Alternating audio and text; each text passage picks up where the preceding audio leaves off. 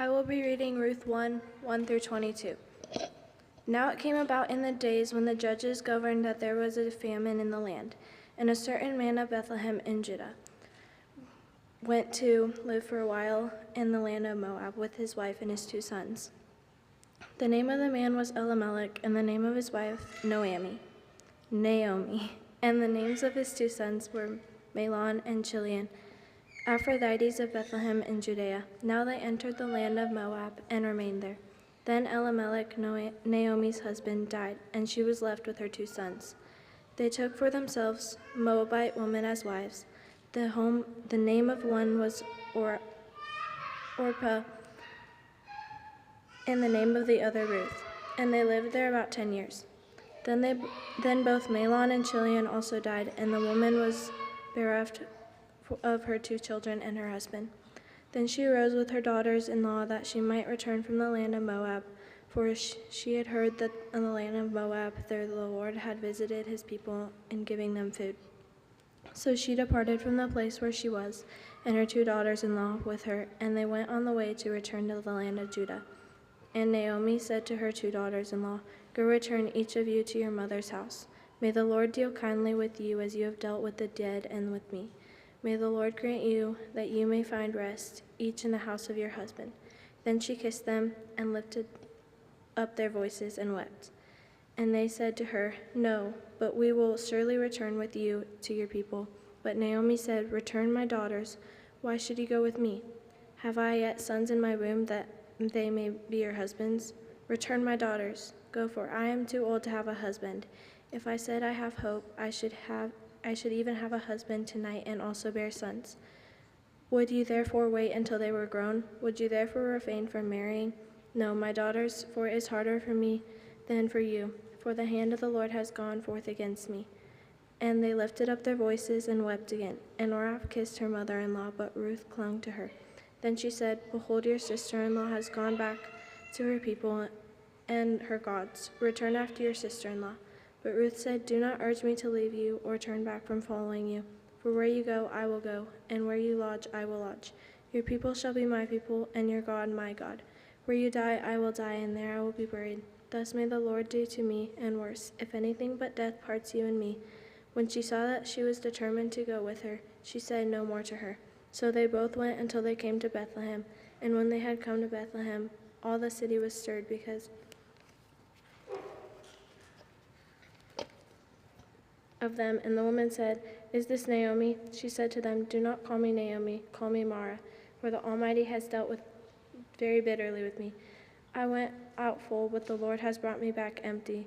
Why do you call me Naomi, since the Lord has witnessed against me, and all the Almighty has afflicted me?"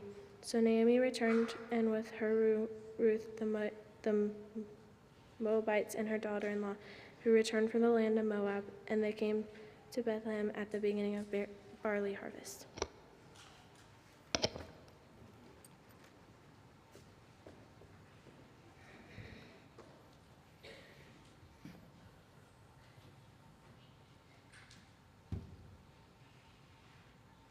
Thank you very much. Thanks, Elise. You've earned extra credit and a tall glass of water. Well done. At my Mennonite high school, we were expected to memorize all the books of the Bible in order during our freshman year Bible class. And thankfully, I had a really fun teacher who helped me to learn them well, injecting humor and other sorts of really good techniques. So thanks to his teaching, I can say that still to this day, I can recite all the books of the Bible in order. But I can't do it without pausing for just a moment at the book of Ruth. Because every time we worked through this in class, we would get to the section that goes, Joshua judges Ruth. And the teacher would yell out, "How dare he?" Because Joshua judges Ruth. So now I can't get there without yelling that every time. And we go through it with the girls sometimes, and they've heard me yell this out. So I can't actually even conceive of reciting the books of the Bible without yelling that out in support of Ruth. So we will be looking through the book of Ruth for 4 weeks, looking at one chapter each Sunday. And so I'm inviting us in this time to take this story slowly. Imagine sort of each week or each message, each worship service to be a little bit like, the Paul Harvey show. At the end, you get to, so now you know the rest of the story. So just imagine that we're sort of taking this slowly, one chapter at a time. The book of Ruth is a very human story. God is mentioned hardly at all through this story. And God's presence is kind of assumed by the characters. So the characters will say, if they sort of like understand what God might be doing or might not be doing, but like the narrator of the story doesn't really ever say anything about what God is doing or not doing. I find this to be really meaningful in my own life. Because a lot of our more familiar Bible stories, God is doing something very obvious. God is acting with power. God is like a pillar of fire or a pillar of cloud or causing the plagues or something like that. Or God is talking directly to individual people and telling them what they should do. And Jesus is telling his disciples, giving them instructions, what they should do, how they should follow him. This is a story in which that's not present, and I have to admit, that's more like my life. I confess that I've never heard an audible voice from God. I've had experiences in which I believe God was pushing me in a certain direction or nudging me in a certain direction, but I've never heard an audible voice of God. Can't say that I've seen God at work in powerful, dramatic ways. So having a story like the book of Ruth in which God is very, very subtle, God's presence is very subtle and understated, feels a lot more relatable to my own life. So my hope is that as we go through this story, we can see ourselves in this story, see the humanness taking place, find our own places in this story, and be inspired to carry on our lives of faith, particularly when we are not hearing a direct voice of God telling us what to do next in various circumstances. So the book of Ruth starts with, in one of the bleakest beginnings of the whole Bible. The story of Ruth has the maybe bleakest beginning. And it starts with, in the days when the judges ruled. And you might say, well, what's the big deal with that? What does that really mean? Well, it would make you go backwards to the book of Judges, to read through the book of Judges, which is a book that includes a whole lot of the story of Israel not following God's ways, and then God calling up an individual person, a judge, to sort of help sort things out. And then after things have gotten sorted out, then the people of Israel go back down to their old ways of not listening to God. And the book of Judges ends with this line: everyone did what was right in their own eyes. And this is not like a statement about, like a good liberal democracy working the way it's supposed to working and everyone's just doing. This is like a negative thing, right? Like people were not following God's ways. They were doing things as they saw fit. Everyone did what was right in their own eyes. So when the story of Ruth starts as, in the days when the judges ruled, you get the big picture of like, in the biggest sense, things are not good in the world, in Israel in particular. And then it follows to say there was a famine in the land. And a famine is a severe drought, a scenario in which there is not enough food for people to survive.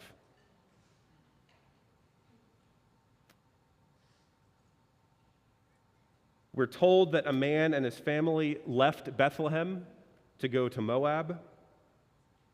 Now, there's a harsh and deep irony here, because over here is Bethlehem, up in the mountain, up in the hillside. They go down through the valley. They come over into this back up the mountains into Moab.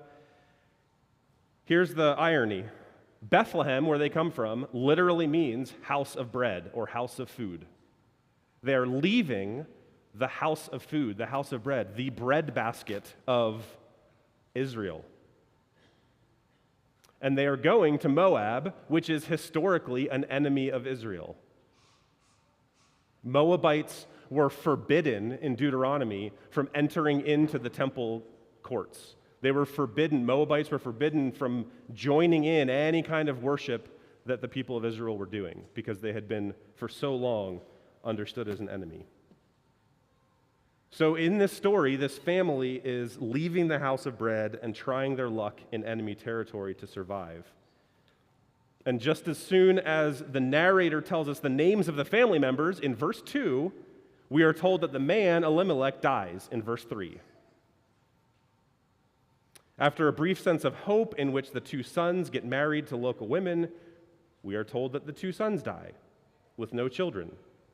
So for a story being told in the ancient Jewish world, in the context of what is important and what a meaningful life and a fruitful life looks like, in that context, we are starting at the lowest point possible. These first opening 5 verses set us up to be in the lowest of the low. It's the time of the judges. There's famine in the land. The family leaves the house of bread. The father dies. The sons marry and then die. And verse 5 concludes, Naomi was left without her 2 sons and her husband. This might be called the book of Ruth, but for chapter 1 anyway, and we'll see how this goes as we keep going, Naomi seems to be the primary character in this story. This is Naomi's story, at least for now. And so this is a chance to walk alongside a woman of faith who has been through more disappointment and death than anyone should ever have to face. And so as we follow through this story, we get to witness some very, very honest humanness. Naomi tells her daughters-in-law, Orpah and Ruth, to go back to their original families because there's no way that she can support and provide for them anymore. In her situation, there's no way for her to be a support for them. She's heard that God provided food back in Israel, so she can go back and maybe, just maybe, find some of her family that will take her back and help her out, even though she'd be coming back with her tail between her legs, and who knows what kind of judgment she'd be facing by the family members that stayed and said, oh, didn't work out, did it? Now you're back with us, huh? You can imagine the tension that she's feeling about coming back. Maybe she could come back. But it makes no sense at all for the Moabite women to come back. So she blesses them, she thanks them for the loving commitment that they showed to her sons and to her, and she prays that Yahweh God would show them loving commitment as well. In response, Orpah and Ruth cried and protested, saying that they would stay with her. And that's when she gets impatient. Naomi responds with biting sarcasm. What are you thinking? Are you thinking that I can still get married and then have sons that you could marry? Even if I got pregnant tonight, what, you'd wait around until they were old enough to get married to? What are you, crazy?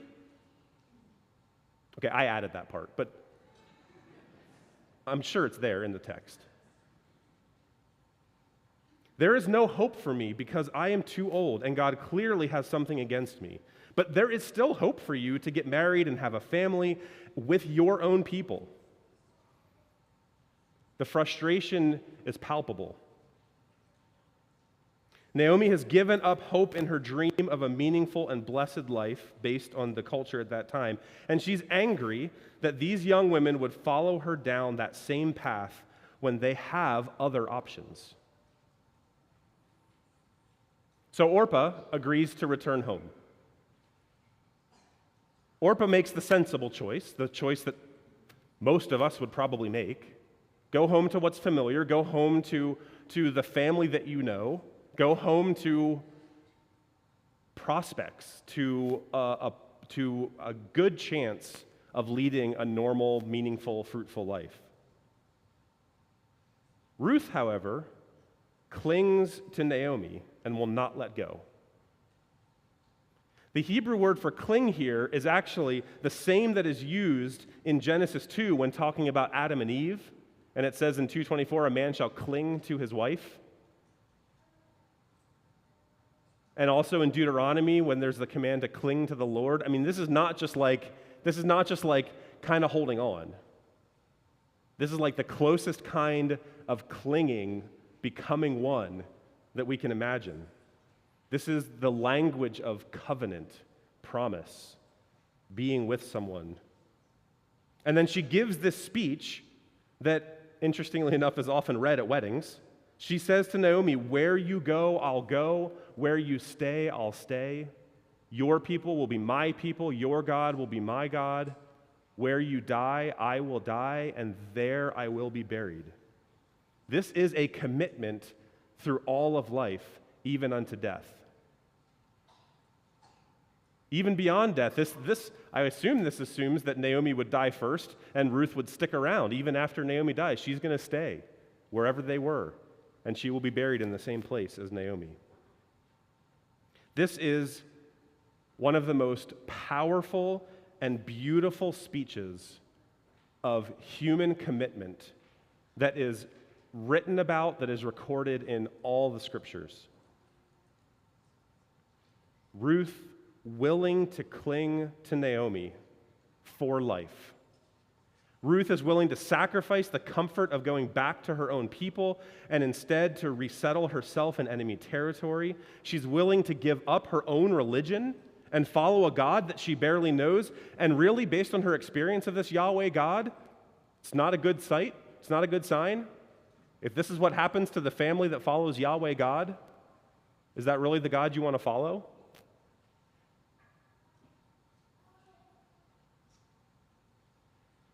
She's willing to go to a place that she doesn't know with someone who has few prospects and just try to survive and figure it out together. It's one of the most beautiful and inspirational acts in the whole Bible. It's an instance of the best of what humans can be. And Naomi is unmoved. I found lots of images online of like Naomi and Ruth like smiling, walking back to Bethlehem together. But that's not what the story implies. Naomi silently notices that Ruth won't let go and just turns around and starts walking to Bethlehem. There's really, like, this image actually is one of the better ones, where Naomi's just got her hands out like, whatever.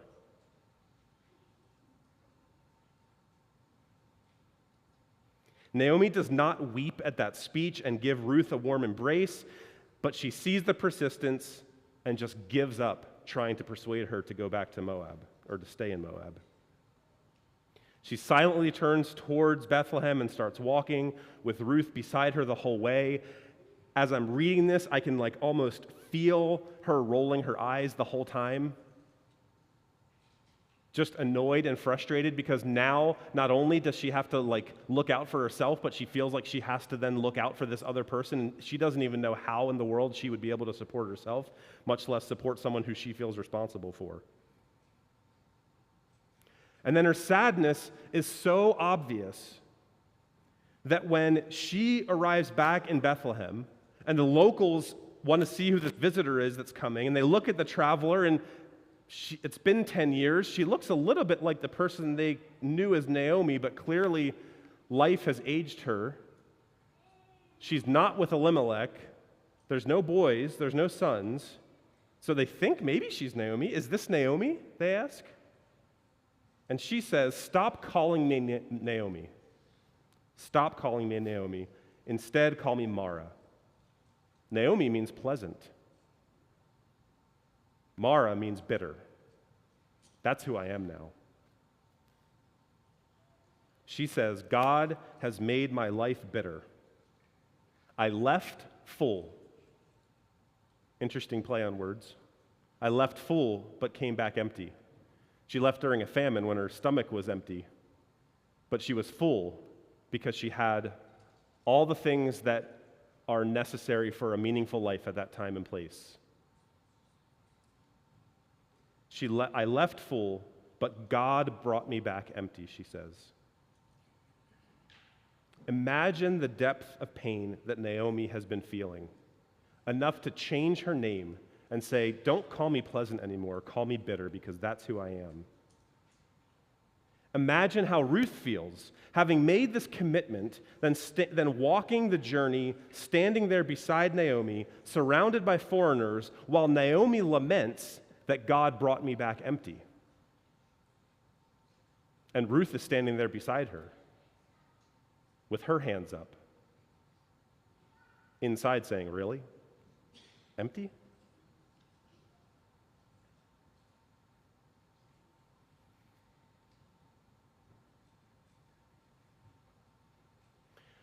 I hope that you can find pieces of your own story in this opening scene. Because I know that some of us have been so down in the pit, down in the depths, that we can't see a glimmer of hope, much less the presence of God. Maybe you've been there before and it took years to look back and recognize where God was present, even in just small things. Maybe you're in the depths of it right now, and you can't see God's presence, and no pastor standing up at a pulpit saying God is with you, and God loves you, and God sees you is going to make a difference in how you are experiencing the depth of your pain. That's okay. That's the human journey of faith. Maybe you've been walking alongside someone who is in the depths, and for all that you have done, nothing has changed. Your selflessness, your pouring in has been ignored. And man, that hurts. Becky had told last week the story at MDS, Mennonite Disaster Service, of difficult interactions with a homeowner who was receiving a new home that MDS had built, but had been expressing quite a bit of frustrations with the process and how things were going, and not exhibiting the kind of gratitude that MDS folks would hope that someone would exhibit after building a brand new home for them. And the anxiety that was built up in the MDS folks, and the figuring out, like, how in the world do we relate to this person? And it was in that moment that Becky reflected silently and then had some quiet conversations later to say, do we really understand the depth of the pain that this person experienced in losing their home? Sure, we want to be thanked for doing hard work. But what does it mean to be present to someone who is in such deep pain that they can't see a glimmer of hope, they can't say thank you, and still be willing to stay with them and be with them?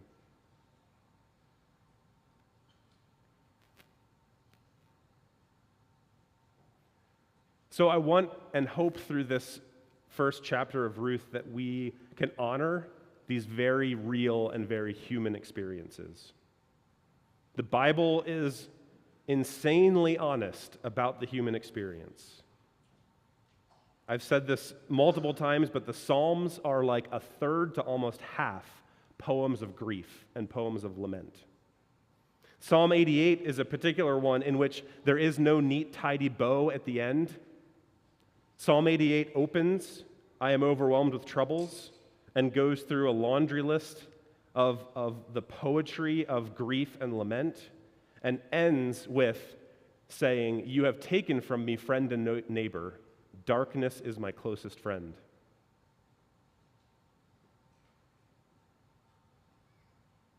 I hope that we who follow Jesus can see that faith includes honest accounts of life, not shiny, happy people all the time.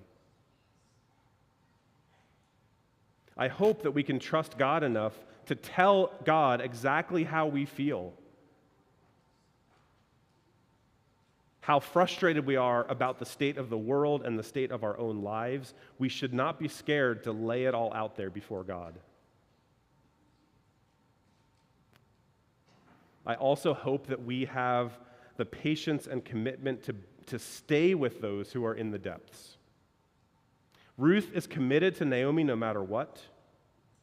And if our friends and neighbors cannot see in the moment that we are there and God is there with us, I pray that we would have the patience to stay with them, as uncomfortable and as thankless as it might be, so that one day, they might be able to see God's love shining through us. I believe this is how and why Jesus declared, "Blessed are those who mourn, for they shall be comforted." Because Jesus understood that comfort may come in the future and will come in the future, even if it can't be seen in the moment. But because it is assured that God will make all things new, because it's assured that God will wipe every tear from our eyes, will bring about the time when there is no more sickness or death or crying or grieving or tears, because that is assured. We in the present who mourn can consider ourselves blessed. And the narrator of Ruth offers this similar perspective in a subtle statement. Ruth lays out the narrator of Ruth lays out all of the bitterness at the beginning and core of this story. And then right at the end, gives us the tiniest glimmer of hope. So Naomi returned from Moab, accompanied by Ruth the Moabite, her daughter-in-law, arriving in Bethlehem as the barley harvest was beginning.